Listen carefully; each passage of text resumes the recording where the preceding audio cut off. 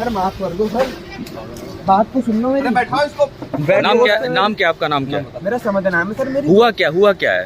Sir कुछ नहीं। ऐसा हमें उन्होंने कॉल करी। हाँ। उसके बाद में बोला इन तमाम से कहिए कि वजू कर लीजिए, 2 रकात नफिल नमाज पढ़ लीजिए और अल्लाह से दुआ करिए कि अगर असदुद्दीन ओवैसी मिला हुआ है तो अल्लाह उसको बर्बाद कर दे।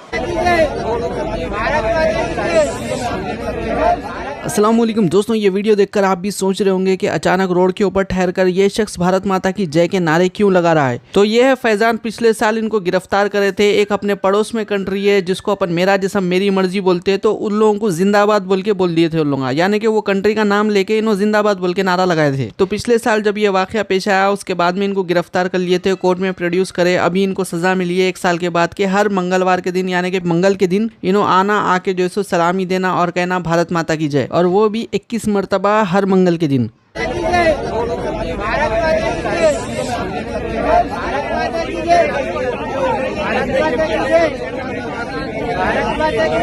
और जाफरानी जमात के इस शख्स का वीडियो वायरल हो रहा था जहां पे ये मेहंदी डालने वाले लड़कियों को जाके बोल रहा था बुरखा पहन के आ गए ये वो बोलकर उनको रुकाने की कोशिश कर रहा था। इसके खिलाफ मजलिस इत्तेहादुल मुस्लिमीन की जानिब से एक कंप्लेंट दी गई है। लोग लगा रहे इनको हटाया गया, उसने बदतमीजी की थी, उसके खिलाफ हमने करोल बाग थाने के अंदर कंप्लेंट दी है, जिसमें हमारे हाजी मैनुद्दीन अंग्रेज साहब दिल्ली प्रदेश महासचिव व प्रवक्ता दिल्ली प्रदेश और हमारे इमरान साहब जो लोकसभा के अध्यक्ष चांदनी चौक के हैं, हम ही सभी लोगों ने आकर करोल बाग थाने के अंदर कंप्लेंट दी है उन जहरीले लोगों के खिलाफ। और कुछ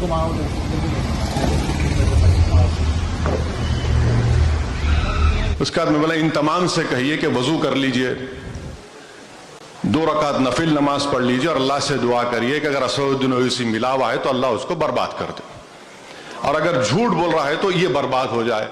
अगर इनमें इतना भी हिम्मत नहीं है तो चलिए काबतुल्लाह में चल के खड़े रह के आप बोल दीजिए बात, अगर वो नहीं तो रसूलुल्लाह सल्लल्लाहु अलैहि वसल्लम के रोजे मुबारक में चल के बोलिए। और जहाँ तक आजकल के माहौल की बात है, माहौल तो इतना ख़राब हो चुका है। लड़कियाँ पढ़ने जा रहे तो भी लड़कियों को पीछा कर रहे और लड़कियों का नंबर मांग रहे। और यही नहीं, इंस्टाग्राम पे ये बच्ची एक्टिव थी तो इंस्टाग्राम पे एक बच्चा इसको मैसेज करने लगा। इंस्टाग्राम पे मैसेज करते करते सामने मिलने आ गया। बच्चे का नाम सद्दाम है। किस तरह से पुलिस वाले उसको पकड़े यहाँ पर आप देख सकते हैं। क्या नाम है आपका भाई? सर माफ कर दो सर, बात तो सुन लो मेरी। बैठाओ इसको। नाम क्या आपका नाम क्या? मेरा समझ नाम है सर। मेरी हुआ क्या है? सर कुछ नहीं। ऐसा हमें उन्होंने कॉल करी। हाँ। वहाँ से एक आदमी गया। हाँ। कहने लगा भाई ऐसा एक लड़का एक लड़की तंग कर रहा है। मैंने कहा भाई नाम क्या है? चलो ये नाम है, कोई बात नहीं भाई, तू इसको क्या जानती है? कहले सर बैग नहीं दे रहा भाई। ये बात दोस्त है मेरी। लड़की क्या नाम है? लड़की क्या नाम है? लड़की क्या नाम है सर? पूरा नाम बताओ उसका।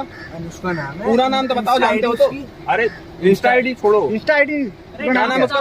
बता नहीं रहा। नाम बताओ उसका। अनुष्का नाम है। पूरा नाम बता। जानते क्या? नाम नहीं पता। कैसे जानते कैसे? इंस्टा की फ्रेंड है। अच्छा तो ये पढ़ता नहीं है, ये वहाँ नहीं पढ़ता। न्यू होराइजन से पास आउट हूँ। अच्छा, मेरी दोस्त है, आप उससे पूछ लो एक बार। बोला तो तुम इसके साथ जबरदस्ती क्यों कर रहे हो? जबरदस्ती नहीं कर रहा सर, लड़ाई हो रही थी ऐसी।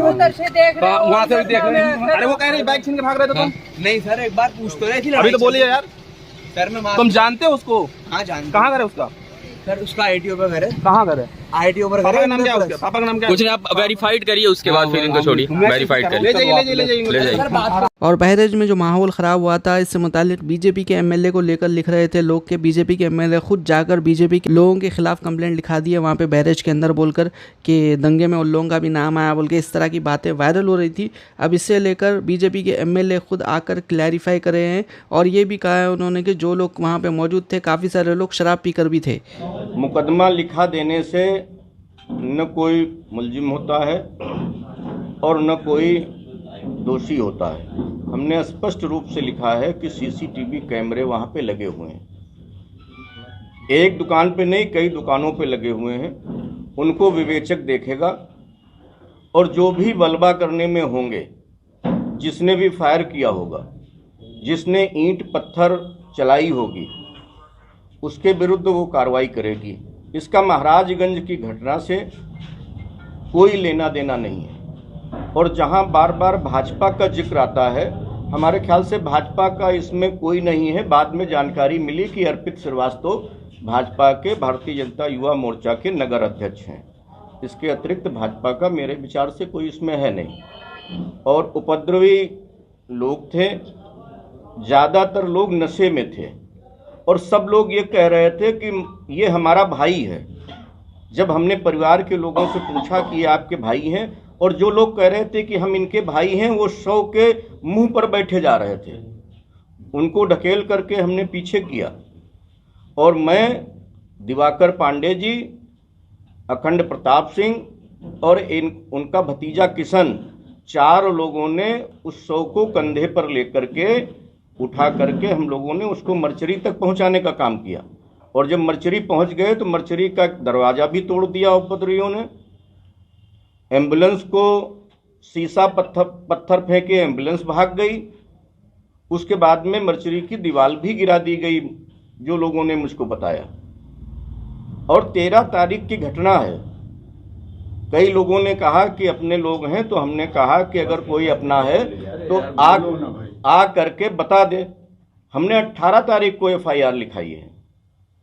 जो नाम मुझे ज्ञात हुए, हमने 18 तारीख को FIR लिखाई है।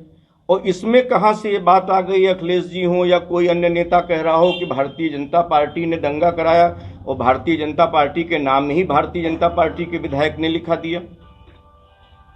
तो स्पष्ट रूप से परिलक्षित होता है कि ये अकारण एक मां के बेटे को, एक पत्नी के पति को, जिसकी हत्या हो गई थी, उसको सड़क पर रख करके एक राजनीतिक रूप दिया जा रहा था, राजनीतिक रंग दिया जा रहा था, लोगों को भड़काया जा रहा था। और उस भड़काने को रोकने के लिए और उसको सुरक्षित उठा करके हमने, और जिलाधिकारी और सिटी मजिस्ट्रेट, DIG, कमिश्नर, सारे लोग मौजूद थे। उन लोगों के साथ में जा करके अगर हमने मर्चरी में रखाने का काम किया है, अगर इसको दंगा कहते हैं अखिलेश यादव जी, तो इसका कोई जवाब नहीं है। तो बीजेपी के MLA की जानिब से ये क्लैरिफिकेशन आया है। आप लोगों की क्या राय इस मुतालिक कमेंट जरूर करिए। इंशाल्लाह अगले वीडियो में मुलाकात होंगी। अल्लाह हाफिज़।